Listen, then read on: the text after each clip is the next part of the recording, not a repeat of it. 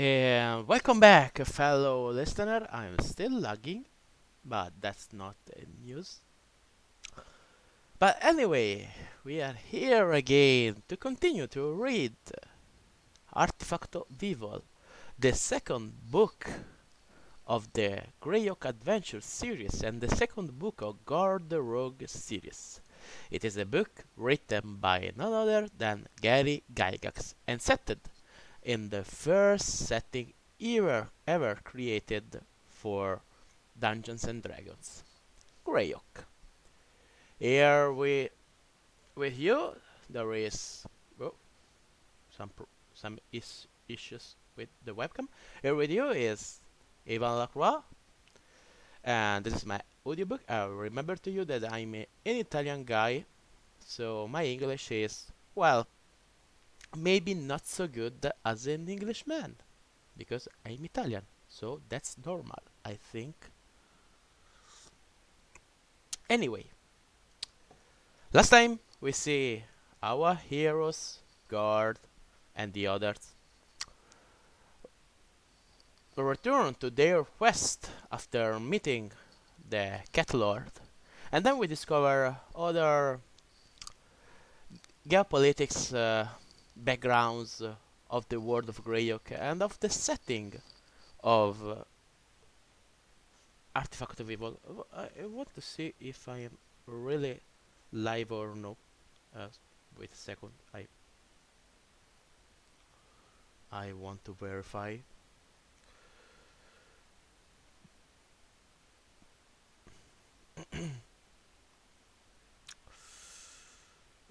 Quanta tranquillità. No, ora. Sorry, Italian. Yeah.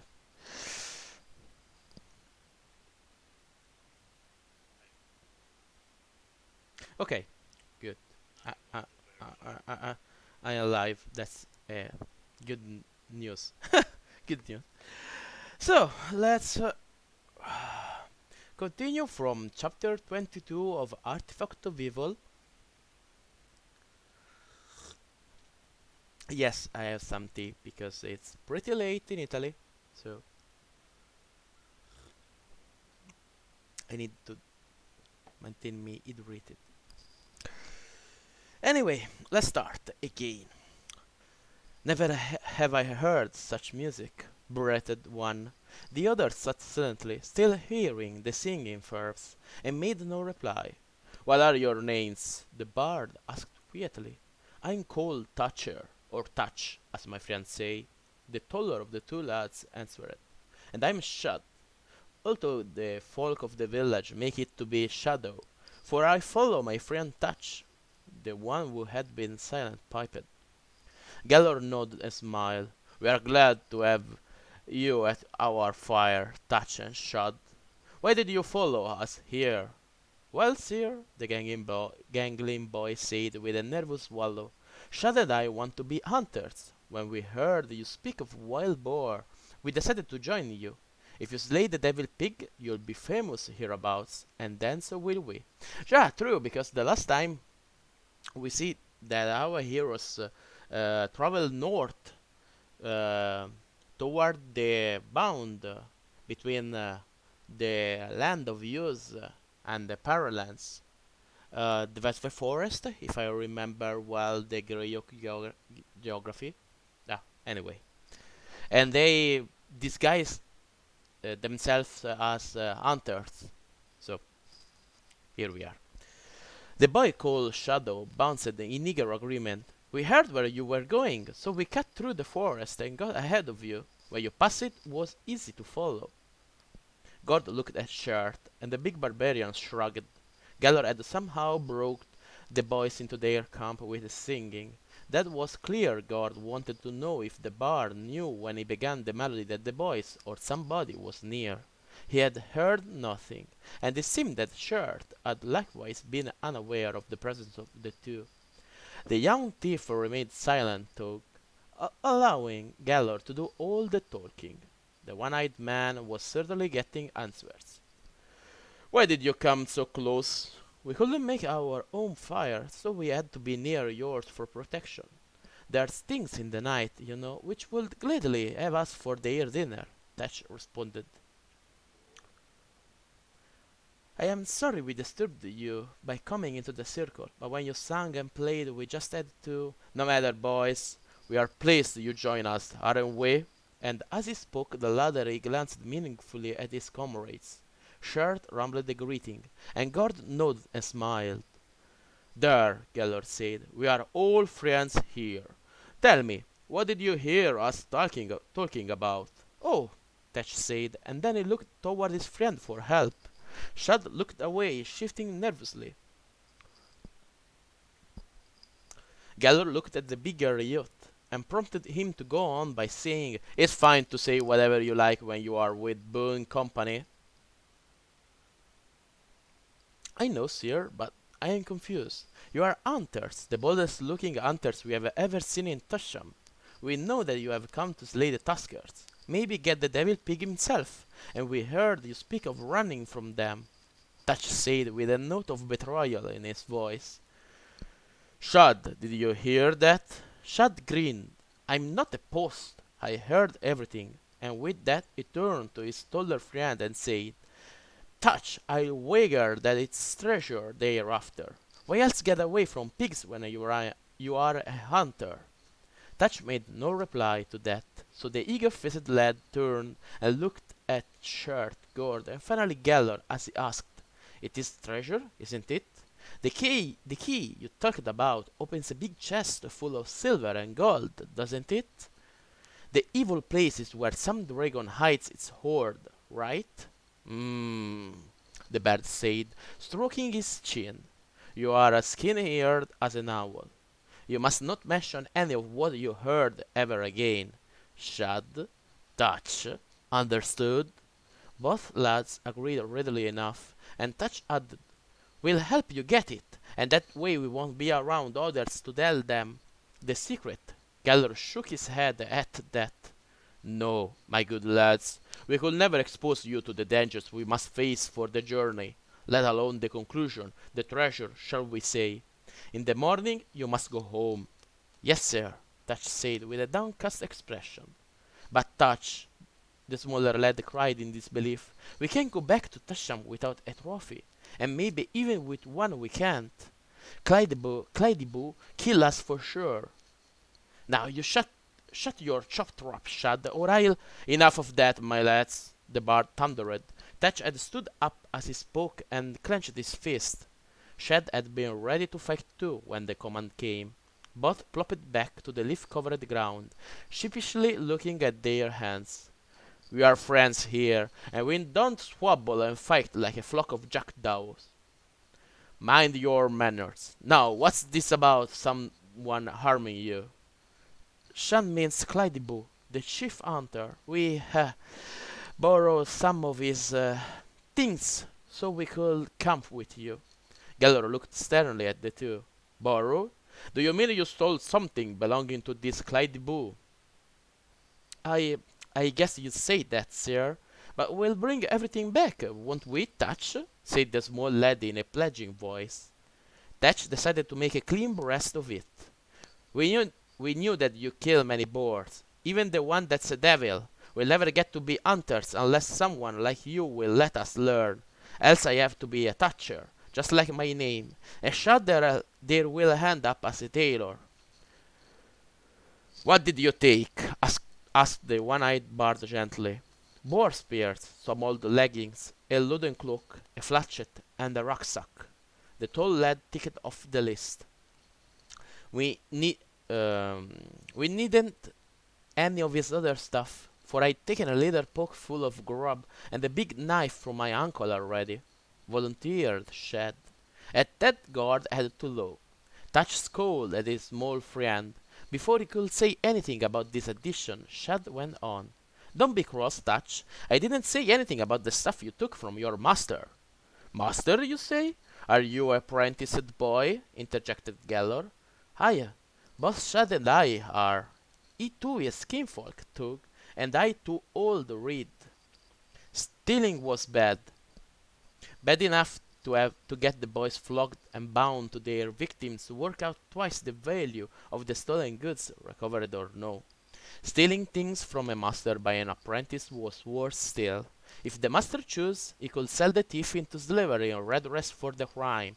Worst of all, the theft from Clyde was of a relatively high value, and the goods taken were those of his livelihood. That usually meant hanging. All three of the adventurers looked at the lads in wonderment. What could these boys have been thinking of? Then one matter, you see, Tash said, almost as if he had read the man's minds. The apprentice breaking nor the borrowing of the stuff, that is.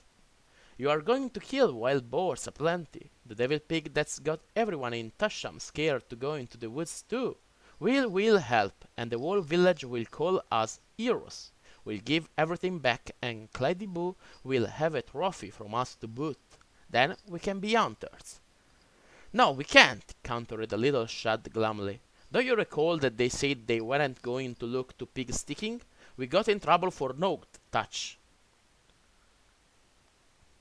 Gallor looked grim. Where was this Clydeboo the hunter when you made free with his gear? He asked. Out after gain, sir, said Touch weakly. They could sneak back into the village before anyone's up, God said. Then, after replacing what they stole from Clydeboo, they can creep back to their own homes. They will have to take a few walks, that's sure, but a few commons or a silver noble even will soothe any feelings of anger. Besides, they can claim we forced them to show us the way through the forest and made them take the food too. Shart looked doubtful. That's pretty thin, Gord, he said. It's all we have got. No argument there, interjected Gellor, but I like it not. The story is likely to be questioned, and these two know about other things, shall we say. We never betrayed the truth about you hunting for treasure, not boar, Touch said earnestly. We can't go back, Tug, Shad chimed in, 'cause we saw Clydeboo in the afternoon heading back to Tasham. He has found his spears and the equipment missing for certain, and tomorrow he'll be on our trail with a vengeance. That tears it. What on earth are we to do with you two? The bard demanded, his tone halfway between mirth and anger. Why, that's easy, Touch shot back with a broad, wholesome grin. We'll help you get the treasure, Shad and I, even with just a little share of it. A small part suited to boys like us.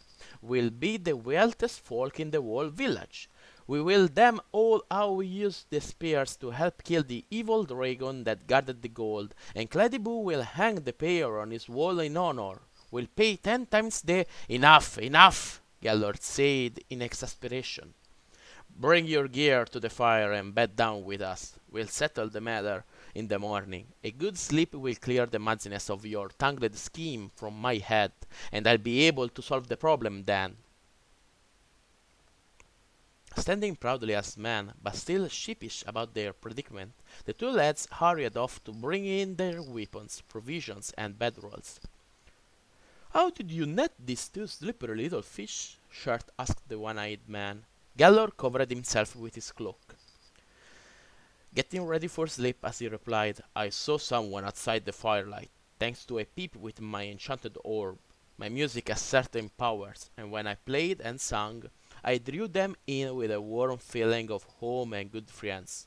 Had they been ogres, I doubt they had behaved differently. Well, Gord opined, these lads are not ogres, and we can't leave them to their fate. Will you rather they die with us fighting hardened soldiers and fell spellbinders? Gellor grunted from his bed of leaves. At least with us they'll have a chance. Wrong voice. At least with us they will have a chance, the barbarian said just before the two boys reappeared, bearing armloads of gear. That ended the conversation for the night. While the others were reading for travel the next morning, Gord took a scrap of paper and wrote out a message. To Clydeboo the Hunter, it read, Be made aware that we have need of the service of two boys, Touch and Shed by name. One of these electrum pieces is to cover what was taken from you, with another just like it for good measure. And there are two more luckies here, one for each of the boys' masters. Give them to the rightful owners. We will return soon to learn if you did. He signed it the three who hunt the devils.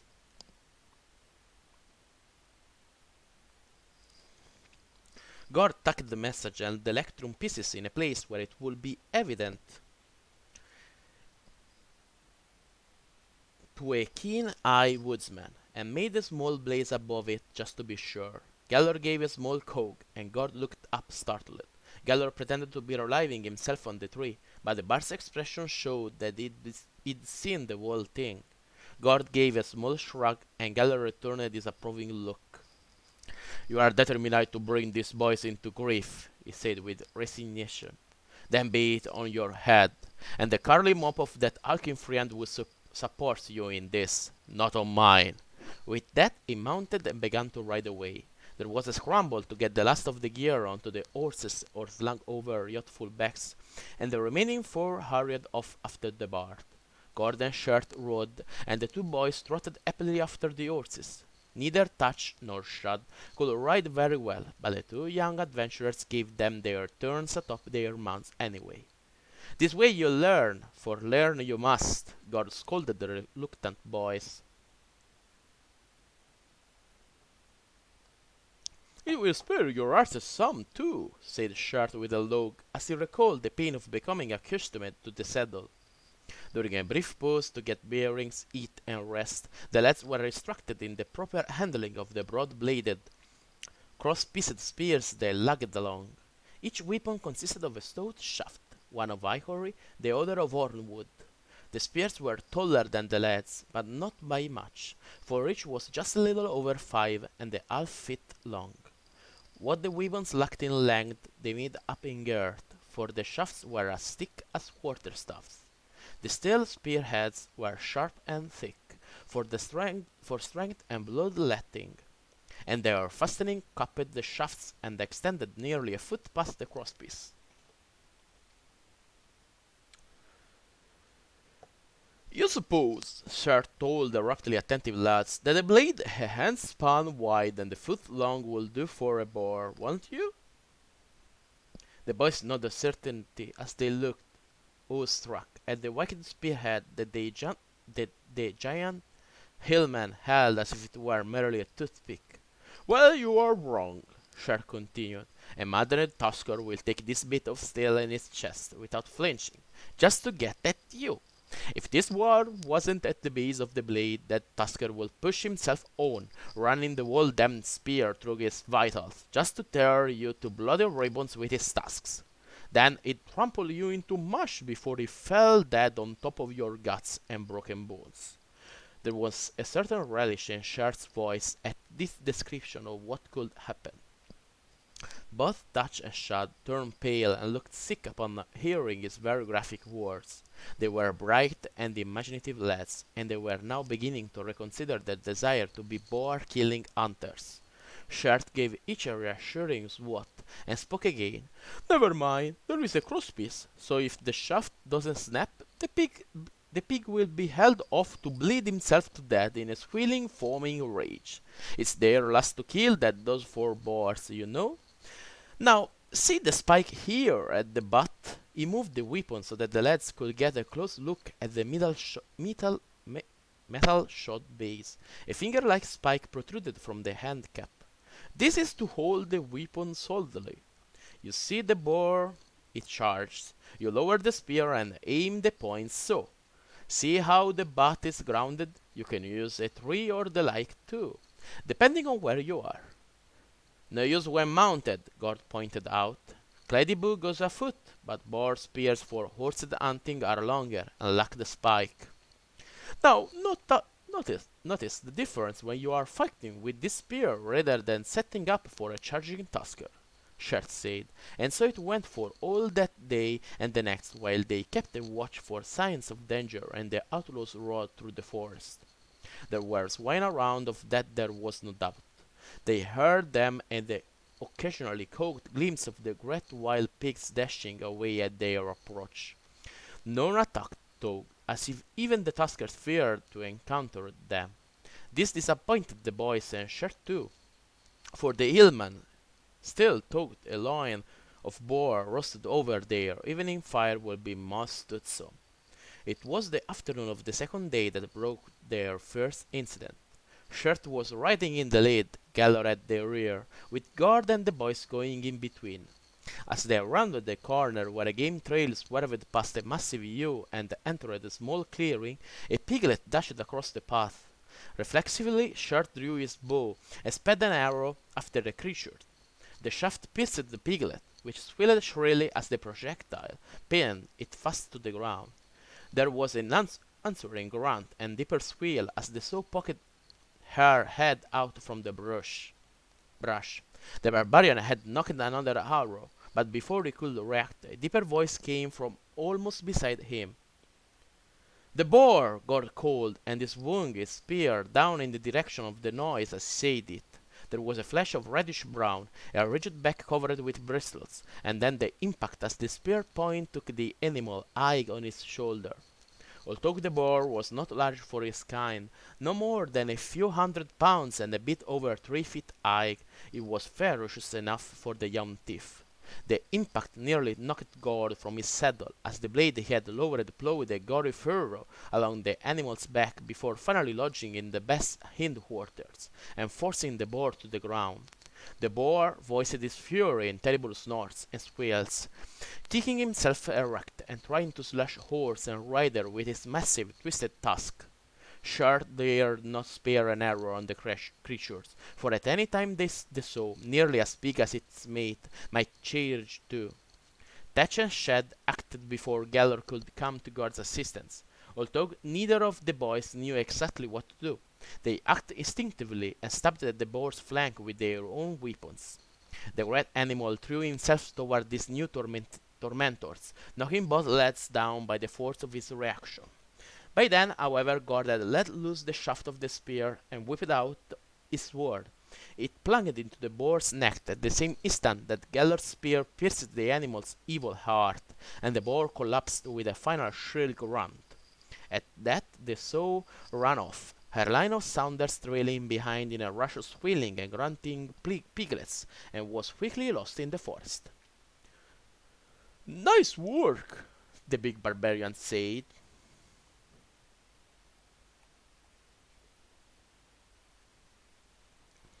"That was a near thing, Gord," Keller commented. "Be more careful in the future, both of you," he admonished his friends. Then he eyed Touch and Shad. They picked themselves up, brushed the dirt and leaves from their clothing, picked up their fallen spears, and now leaned upon them with expressions of a comical sort. Studied nonchalance and pride, intermingled with surprise at their own daring and fear, both of what could have happened to them and what their adult companions would say, fought with each other in varying and changing degree. Most of all, however, their desire for acceptance was evident. "You were brave lads," Gellert said, "but you were very lucky too. Next time remember what Shirt and Gord have been teaching you." That broke the tension, and the two boys looked and danced in ritual fashion around the dead boar, pretending to stab it and placing their feet triumphantly upon the mammoth carcass. Enough of that child's play," called Shirt to the rollicking pair.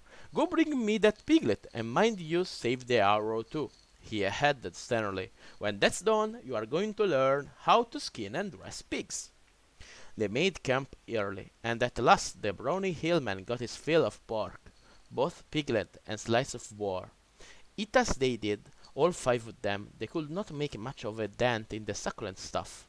Pig meat would be on the bill of fare for quite a few meals to come, but they were too happy to think of so dull a matter as that during or after thy feast. Both Tush and Shad proudly displayed a pair of tushes as they went on the next day. Gord had drilled the teeth and tongued them, so each boy had a necklace displaying a trophy. The hindmost of the meat was abandoned perforce. If they had tried to take the stuff, it would have spoiled in a day or two. Some creatures of the forest would eat well, and they had sufficient for today and tomorrow. They were still congratulating themselves when they came upon the mutilated corpse of a woman who had been killed only hours before. Just beyond the body was a well-beaten trail that ran north and south. End of chapter 22. Okay, so another chapter bite the dust, and then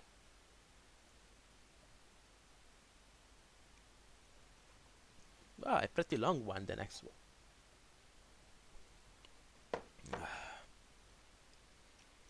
Mm, okay.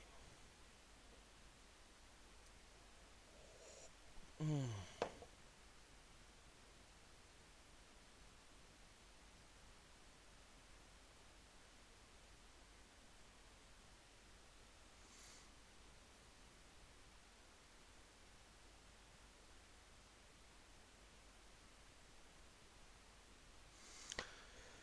Chapter 23.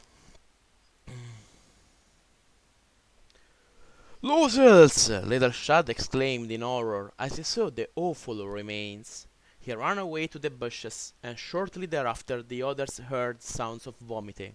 Shert looked at the body and felt sickened himself, even as hardened to such things as he was. "What do you think, Gord?" he asked.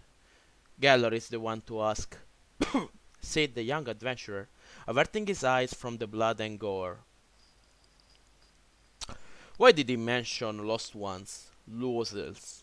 When he viewed this terrible thing that's been done, the bard asked Touch. The boy stood and stared at the gruesome sight as if transfixed. If he heard Geller's question, Touch made no reply. The bard took him firmly by the shoulders and turned him so that he faced away from the body and had to look at the man, whose kind expression bolstered him. "Come now, Touch, my lad," said Gellert softly. "It is terrible, I'll grant you, but as a hunter and treasure seeker you'll have to grow to accept such sights. Just never like them." "Yes, sir," Touch gulped and stammered, tears springing from his eyes. I I can stand butchering and dressing, Master Gellert, but what was done to that woman?" "Never mind that now. There's nothing we can do to save her. She is dead, and that's a fact."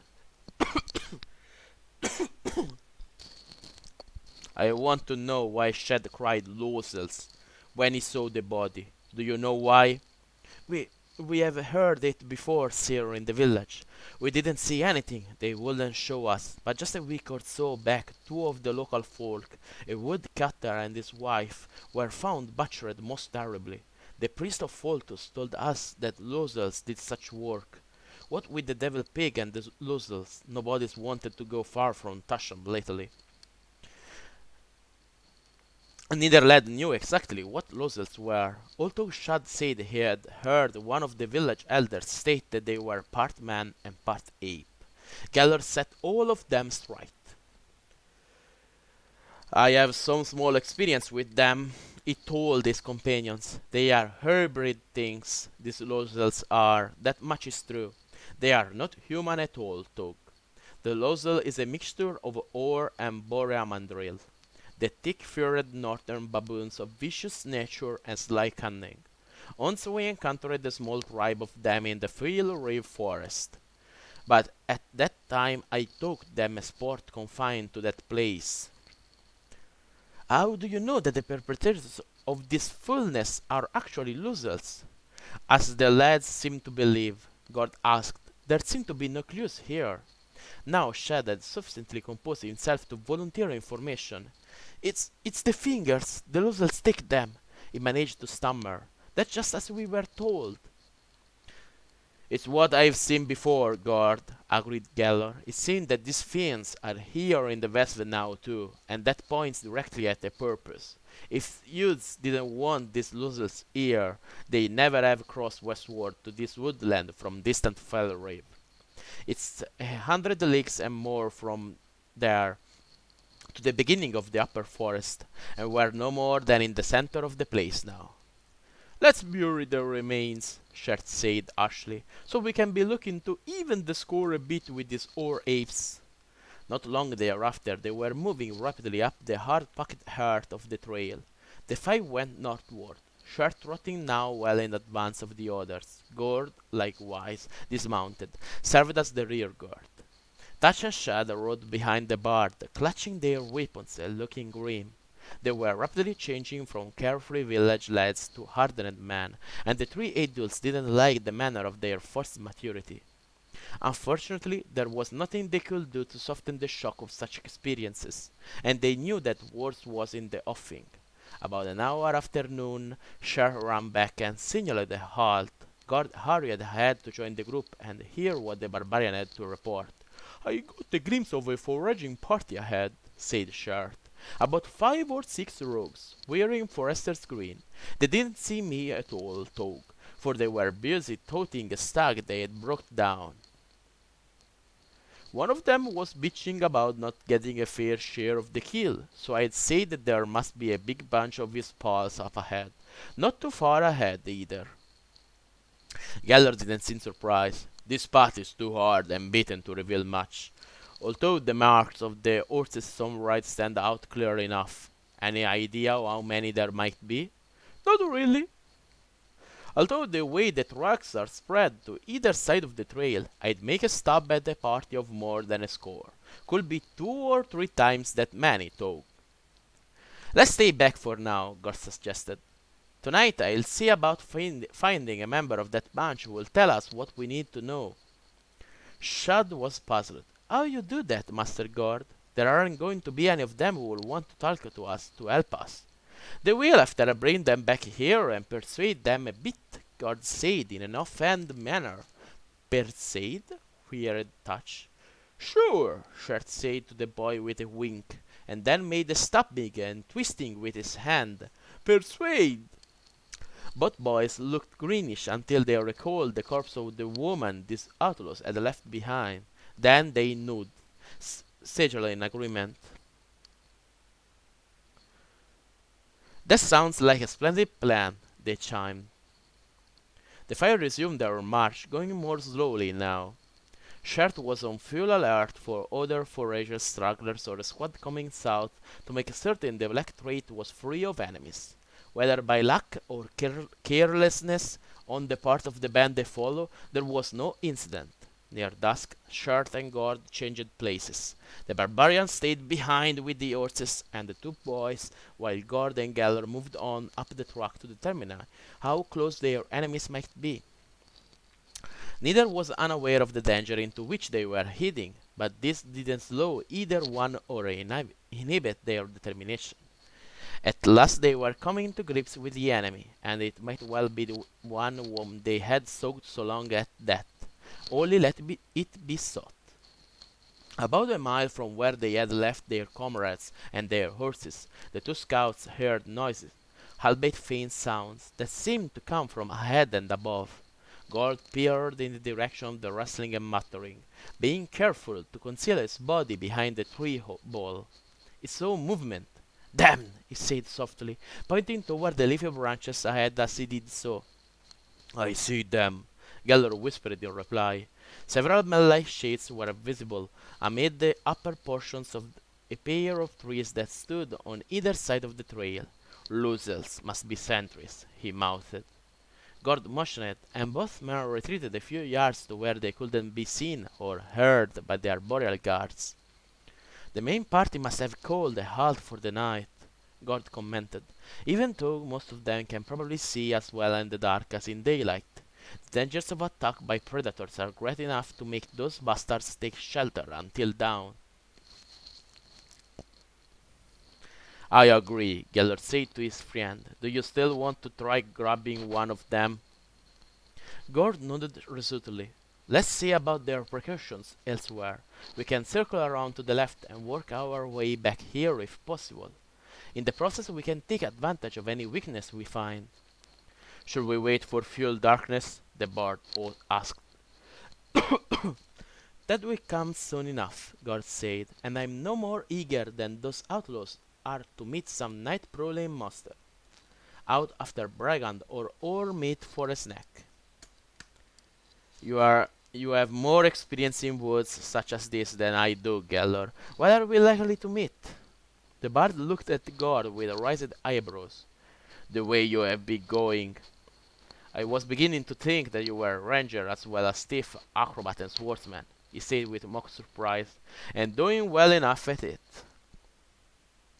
Too, I must say. No mockery at all, my friend.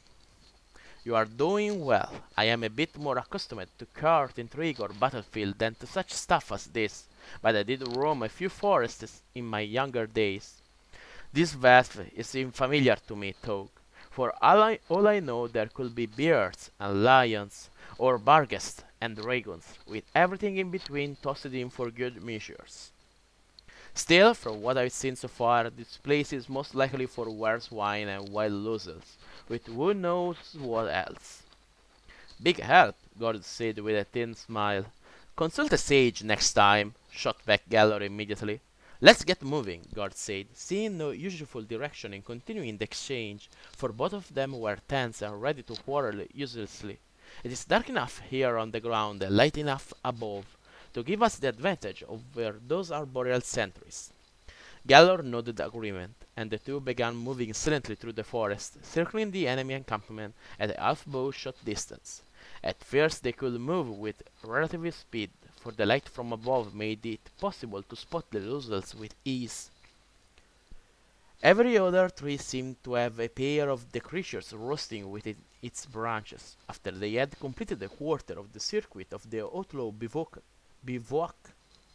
The last light failed, and then they moved more slowly. We are nearing the path again, the bard said in a voice no louder than the rustle of some leaf disturbed by a mouse. God could see the faint gleam of Gellor's enchanted ocular, and the young thief wondered how such vision compared with the power bestowed upon his seeing by the cat's eye ring he wore. God pointed just ahead, crouching low as he did so.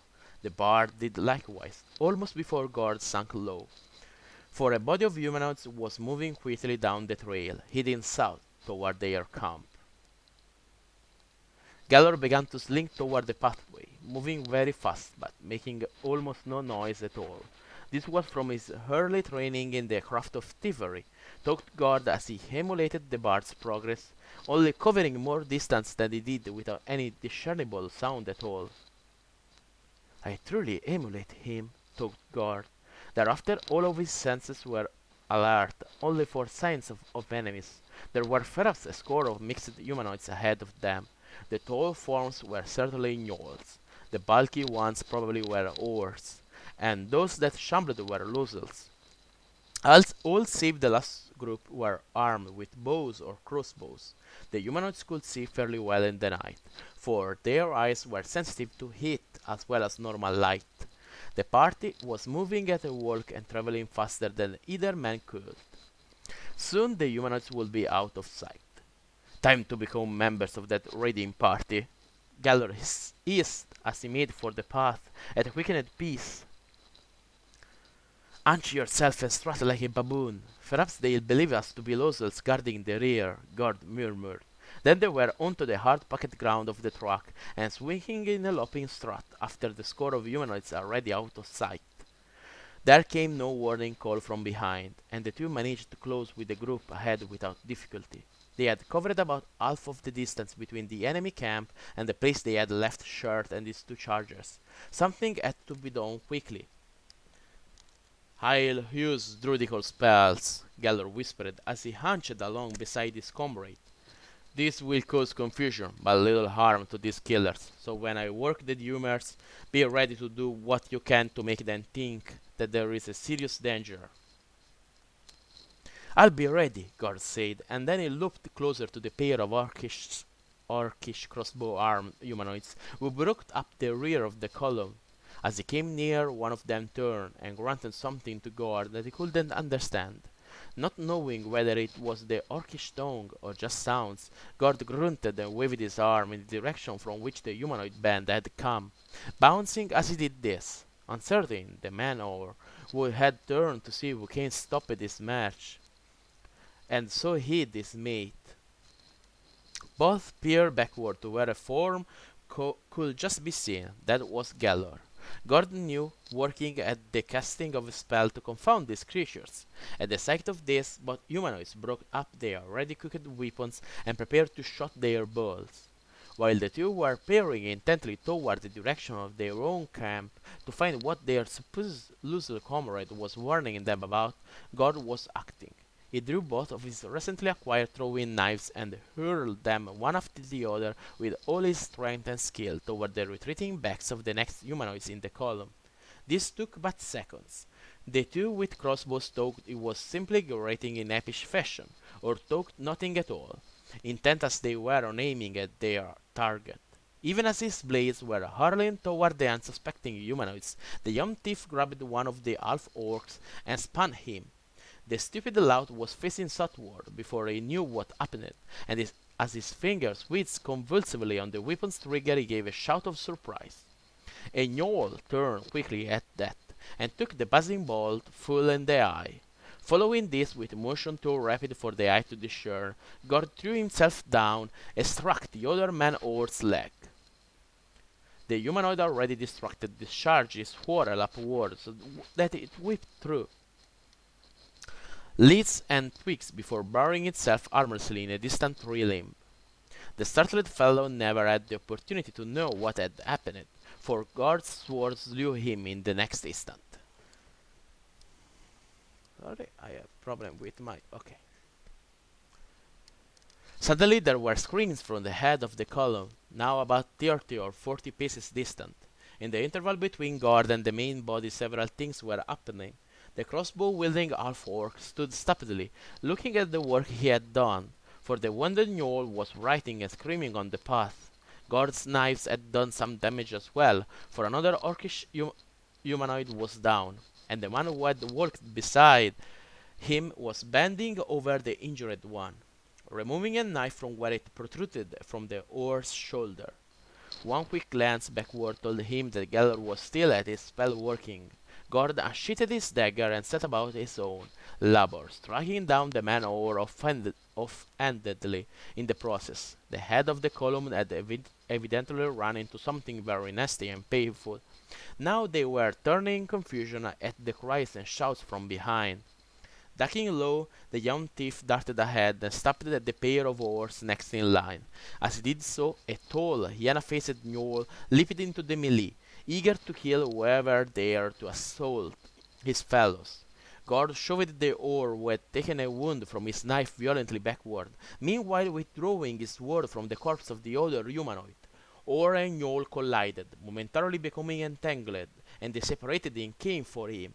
Gord met the rush but was brought down under the weight of the two humanoids. A moment later, a loser leaped into the fray from a nearby tree limb, adding to the confusion that already existed.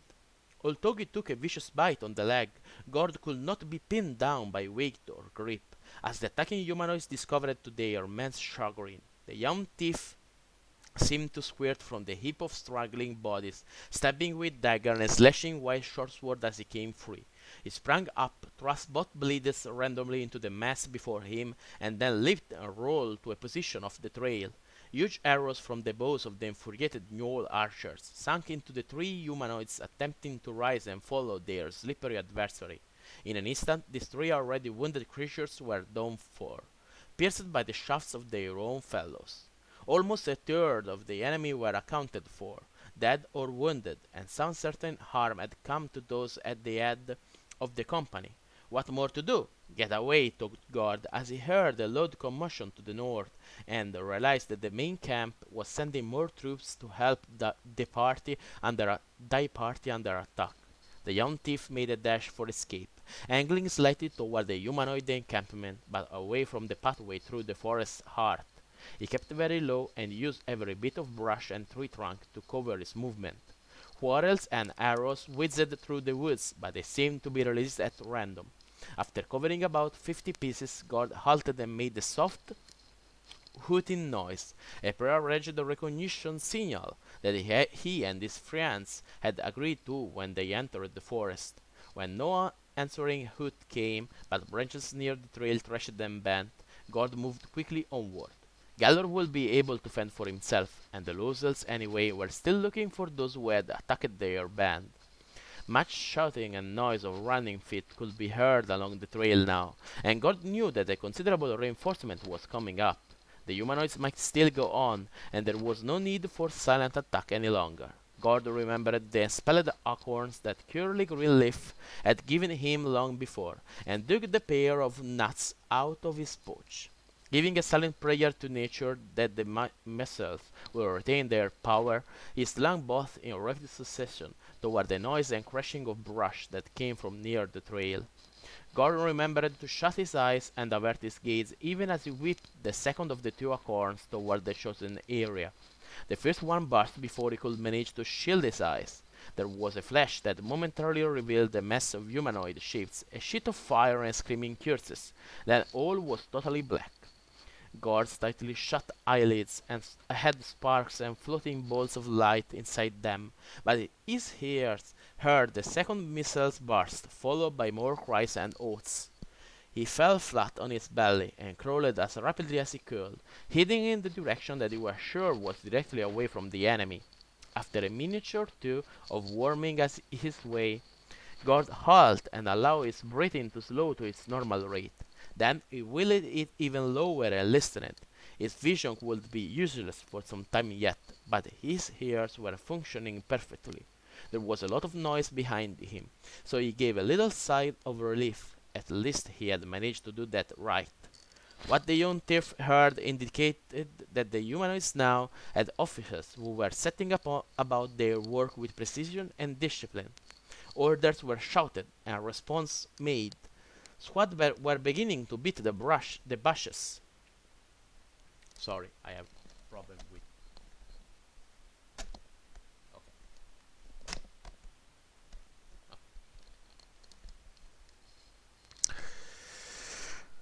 Okay.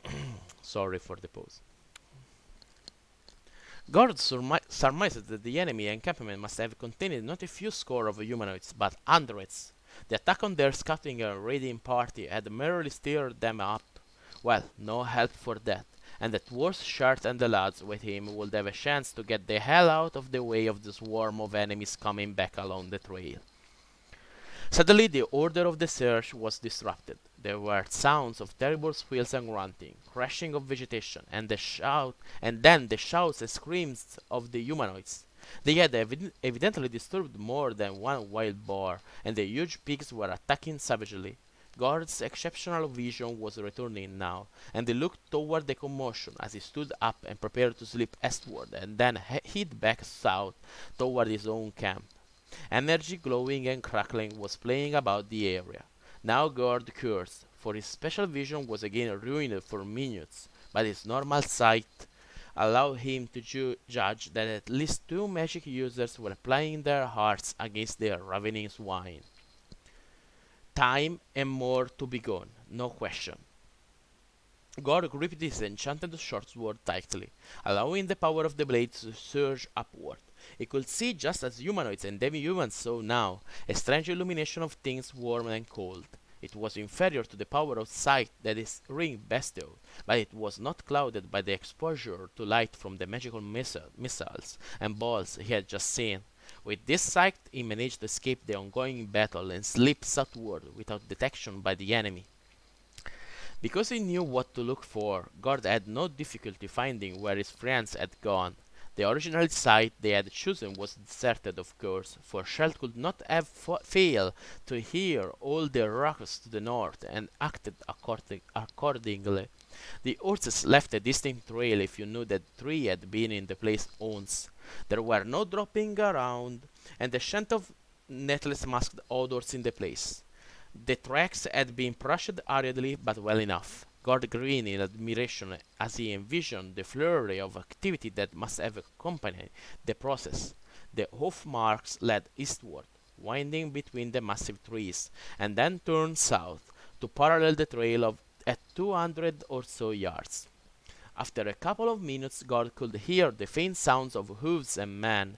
He again gave the low hooting call, and this time there was a soft reply from ahead. Then another came from behind. Gord froze, pretending to be a tree. A soft footfall came, then the swishing sound of a disturbed bush. Another followed the truck's left. What was it, friend or foe?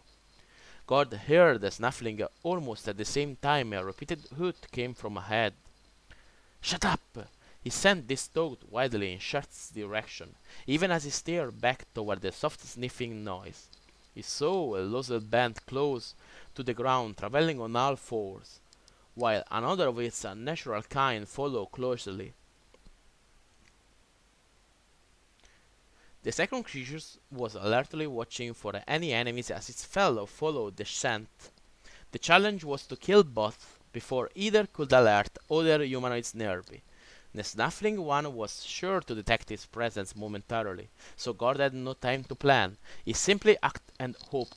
Gathering himself without a sound, God sprang as if he were a two-legged cat. As he landed, he broke the point of his sword squarely down upon the crushing ape-oar. It sank to the hilt into the creature's exposed back, but the young thief allowed himself no glance at the result. It was upon the second nozzle in the same motion that had enabled him to pierce the first. This creature had turned its head to survey the surrounding area as the two sought their prey. God had sprung when he saw this, and the upright ape-oar had no time to utter a cry. Its long poniard bit into the creature's throat even as it raised its short club and struck at the attacking human. The bludgeon stunned Gord, and the two antagonists fell together, the loser snapping and tearing at Gord with its dying ferocity.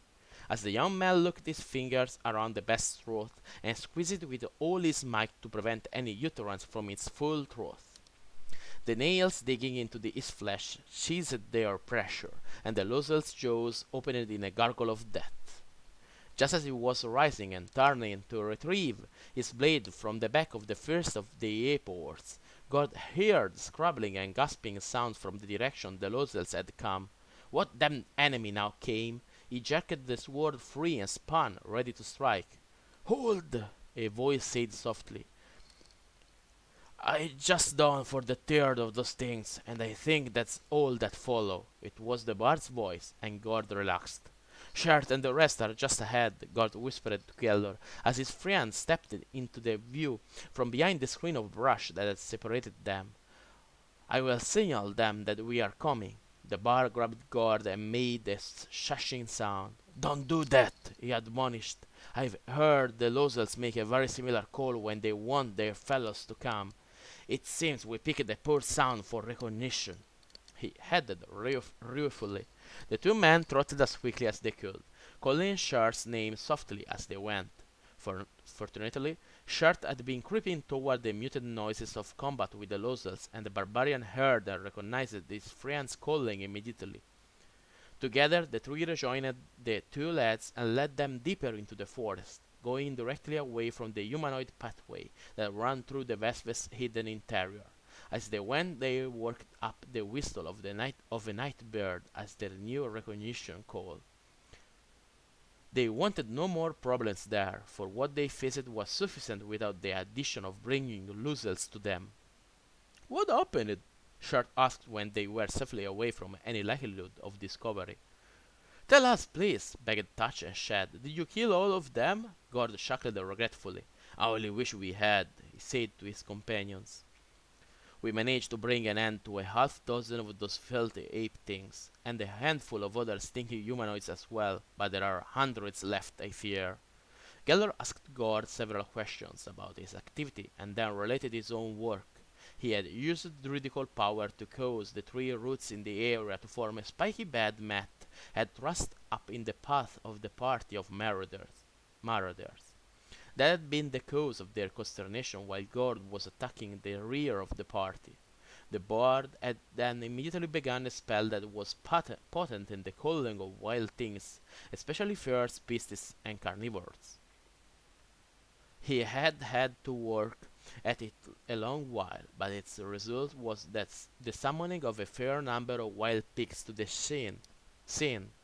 The swine naturally charged the humanoids, attacking without fear. Too bad there were humor crafters amongst the enemy ranks, Gord said. Did you see the response to the boars attacking? Magic flew thick and fast, I will tell you. Even wild pigs deserve a better death than that meted out by those humanoids. Humanoids and worse, Geller interjected. I saw a bit of the display too, and those castings came from no orcish dabbler in the arcane arts. There was a powerful magic worker there, and one or two lesser humor crafters too. The lads were listening with big eyes at this talk, but they remained quiet and showed expressions of determination despite all that had occurred. Shad asked in a small voice, "What are we going to do now?" "Rest," Gellert said practically. "In the morning we'll see if we can work out a plan that will succeed against so powerful a collection of enemies." "We know one thing at least," Shad said evilly. "We do?" his young associate asked in surprise. "Sure," the barbarian replied. "All those Orcs and Losels and Gnolls and spellcasters too mean something certain, Gord. The second key must be with that collection of scum, or I am a Medician merchant's arts." End of chapter 23. The next one is pretty brief, only 9 pages, so I think we can end pretty soon.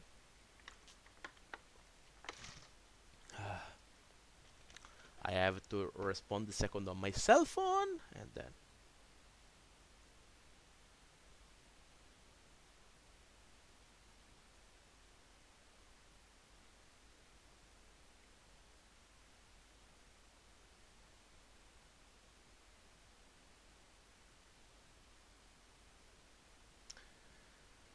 okay. Let's continue, shall we?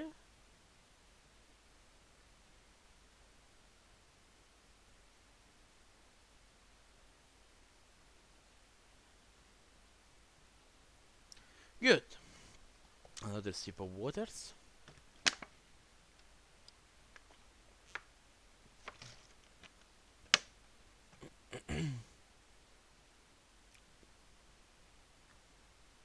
I have a lot of notifications without a reason. I don't know why.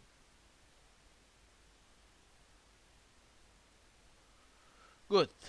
Let's end the live of today. Chapter 24. Night had fallen over the sprawling fastnesses of the vast forest. Once again, the company of mixed humanoids pressed on in the darkness. The few humans within their ranks were allowed to march along the beaten path, with only occasional curses coming from them as they stamped over tree roots and stepped upon one another in the blackness. Arboreal ores swarmed ahead in the treetops to make certain that no enemy lay in wait for the rest of the band. Fully 3 score had such duty, and woe to the one who lagged. Another 20 were strung out to either side, likewise bracketing as flank protection. In the center of the whole group were Obmi and his henchman Keak, well protected by togged humanoids and their powers of curse. After the ambush and slaughter of so many of their rear scouts, Obmi had directed that the company of Gnolls be placed under the command of a half-breed Or who had some small skill at spells of clerical sort, and great ability with assassin's weapons. There were also another renegade elf, albeit not much of a spellbinder, now assisting Keak. Obmi saw that to it that these two were in motion, up and down the line frequently, and a future attack would be met with sharp retaliation. The loss of 30 of this scum didn't bother the dwarf a whit, but he disliked the reaction that youths would certainly have upon hearing the news. Obmi had reports from his outlaw woodsmen that there were no more than a half-dozen men involved in the attack upon his party. The fact that one or more of them was obviously a considerable foe was immaterial. Face had been lost by the dwarf, and with it came a lessening of youth's stature. Infinitesimal as this misfortune was, retribution would occur. Youth's anger must fall somewhere. The outlaw group moved more swiftly now, marching mostly by night and resting during the day. This allowed them to keep a better watch for those who follow and harassed, and it kept the scum too tired to fight among themselves at every halt too. Obmi was pleased with the arrangement. In the 24 hours since he had slain the wild boars and then driven off the attacking man, Obmi had covered as many miles. Should there actually be a larger force than the handful the stupid scouts reported as having caused the trouble, then these enemies would have to run to keep up. Moving a mass of troops through this sort of terrain was slow work, and the dwarf cursed the fact that he had but a few hundred under his command.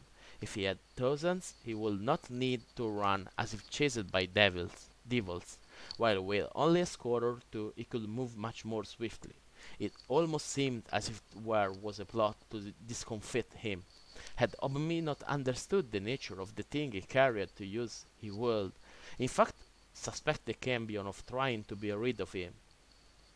At every turn in the path it seemed that another handful of humanoids joined his force, adding a little to its real strength and slowing its progress disproportionately as they were fitted into the command in any hodgepodge fashion. Why couldn't he get some powerful spellbinders to augment this ragtag regiment? With this and a few ogres or trolls, he'd be able to get through the forest in speed and style. "Rot your balls, Clapdool!" the dwarf shouted to the half-orc who rode near Keak. "Move your worthless butt ahead there and see what all that fuss is about. Quick!" There was something happening in the trees ahead. Obmi's vision didn't extend that far, but the cries of the ape horse and the noise told him that all was not well. The half-orc priest went off immediately. Keak was giggling at the fear he'd seen in the fellow's ugly face. "Shut up, Keak! Stop that goddamned cackling instantly!" roared Obmi. The skinny elf snapped his mouth closed and looked at Obmi. "Master, as you wish," he intoned solemnly, then burst into a fresh torrent of high-pitched laughter. "That's enough, you long-eared turd-eater!" Obmi fumed. "You take your worthless elfish ass and get to the tail end of this gaggle of scum. If there's trouble ahead, it's probably a ruse. Any real attack will hit the rear. Be there and stop it if it comes, understand?" "As if I talked of it myself, Lord Obmi," he called as he turned his horse and urged it along, yelling at hulking gnolls to clear a path for him or be castrated. The column halted in confusion, and Obmi swore more loudly still. That must be Cledtool screwing around with advance, the dwarf reckoned. There was no other reason, for the commotion in the trees had ceased, and no sounds of battle came from ahead. It was time to take a direct hand. Obmi got his mount moving, heading for the front of the confused band. "What's the reason for this halt?" he demanded. Clebdul materialized from behind the tree, an arboreal ape in tow. He bowed and said, "Pardon, Lord, but I called it," for the losels had come down from the trees and were refusing to return. "What? These miserable hell-faiths wouldn't dare such a thing. You dare!" the dwarf said to the cowering creature held fast by the brutish priest assassin. "Speak or die! Did you and your fellows do as this priest claims?" Obmi spoke carefully in Orcish, for these arboreal humanoids were more stupid than their cousins, if that was possible.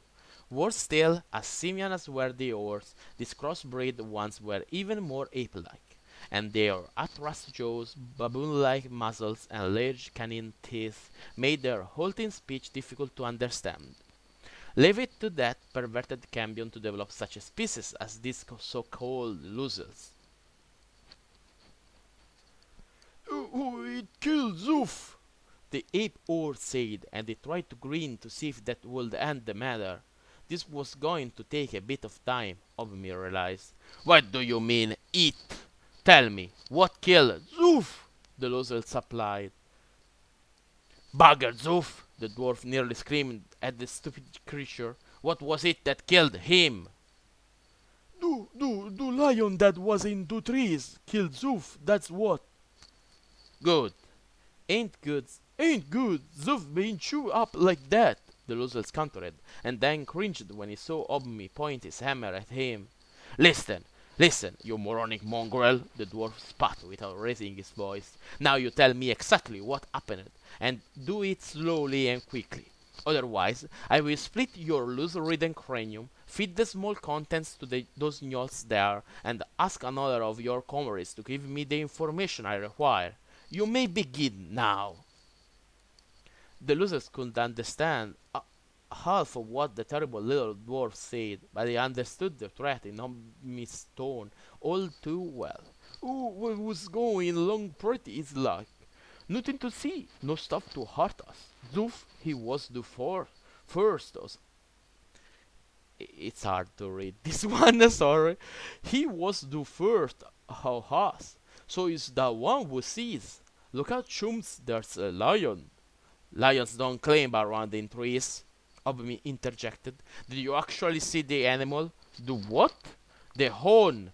Go on with your report, you idiot. Ah, sure thing, I seen the lion. It was a blicky and didn't have no mane. It was just sitting and looking at us at all.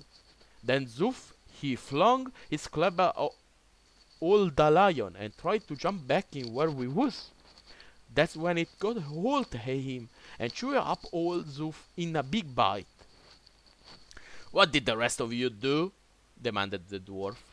Shit, what do you expect? We pitched our clubs at the freaking cat real good. Me, I hit him right on the schnozzle. Couple.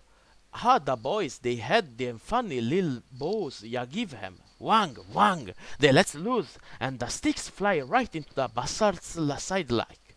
Only they don't sink in. Yes, like the clubs, the arrows ain't doing no harm to the lion. So? That big cat, he looks at us boys like we just patted his head. Then he opens his mouth, all covered with Zoof's blood, and I saw that thing green, scariest thing I ever seen. Then we got down from the trees, quick like, and none of us going back till that cat's meat on the table. Obmi struck the lozelle as hard as he could with the ensorcelled hammer.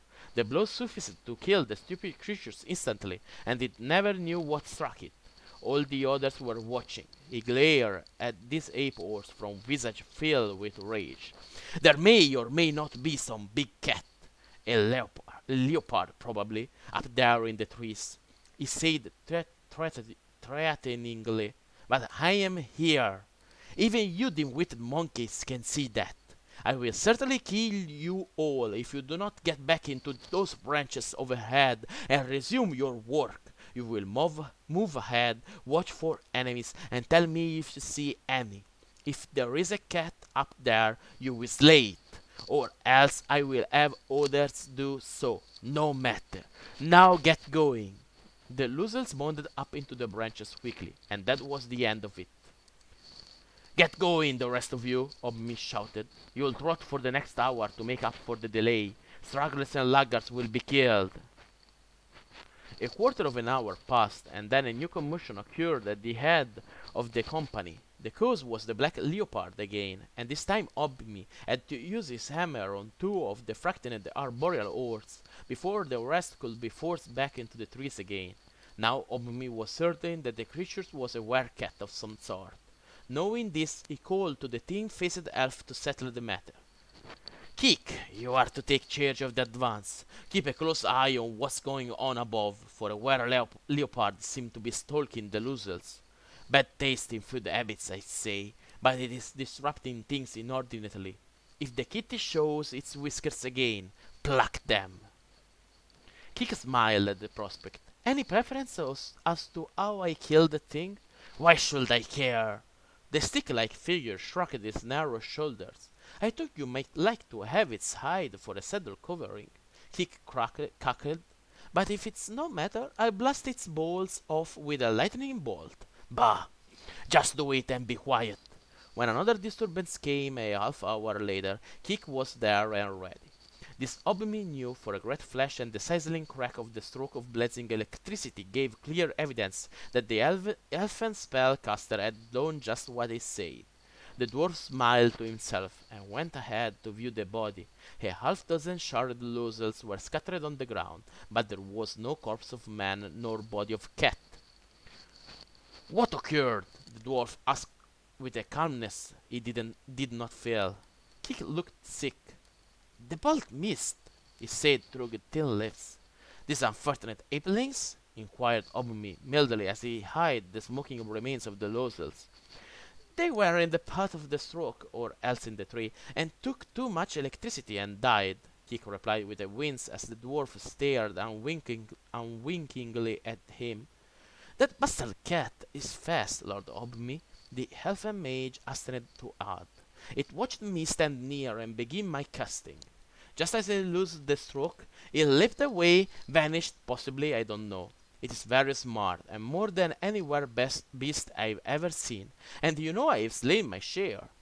Obmi nodded at that, and reslung his hammer. He did not make stupid errors like that without cause. Angry as he was, Obmi valued the elf too much to waste him for no purpose other than the satisfaction of frustrated ire. Too much, far too much, was at stake in this whole game for him to make foolish misjudgments or allow rage to blind him. See that the columnists hold, get sentries out, make sure that we are as well protected as possible. When that's done, come back to me at once, dear Keak. You and I must work together on a plan to solve our problems. The elf bowed and hurried off, relieved to Obmi bore him no malice for the failure. Too bad, he mumbled to himself as he went. Too bad the runt didn't have the balls to go after the black devil of a cat himself. Then he'd find out a thing or two. Emperor or no, that leopard would have a dwarf for dinner. And then I will be commander and bring the prize to Lord Use. What power I will have then! Continuing to mull over this pleasant reflection, the elfin renegade went about his duties. In the hours just preceding dawn, Obmi and Keak worked out a plan of action. As they huddled in conference, there were several more incidents, but after a scream and the following commotion, the black killer went elsewhere to strike again. It didn't matter. The cat creature seemed unwilling to come near the center of the party, and that meant that it was most certainly vulnerable to spell and weapon. At least those enchanted weapons wielded by Obmi, Keak, and a few others of the officers of the motley collection of humanoids.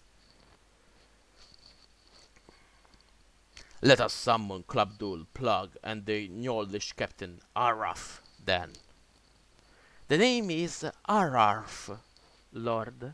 Keak corrected the dwarf politely, being careful not to giggle. I'll bring them here at once. You are certain this will work? Obmi asked again. I see no flaw, Lord Obmi. Get them, then. Hurry. End of chapter 24. And for the life of today is all. I'm pretty tired. It is 11:30 in Italy, so it's pretty late. But I charge the chapters on YouTube and then I go to sleep because it's fucking late. Anyway, thank you for following me through these 3 chapters. I don't know when we reprise the lecture, but anyway, someday in the future I continue and I hope to finish Artifact of You. For today is all. Thank you for following me and good night, fellow adventurers. Bye!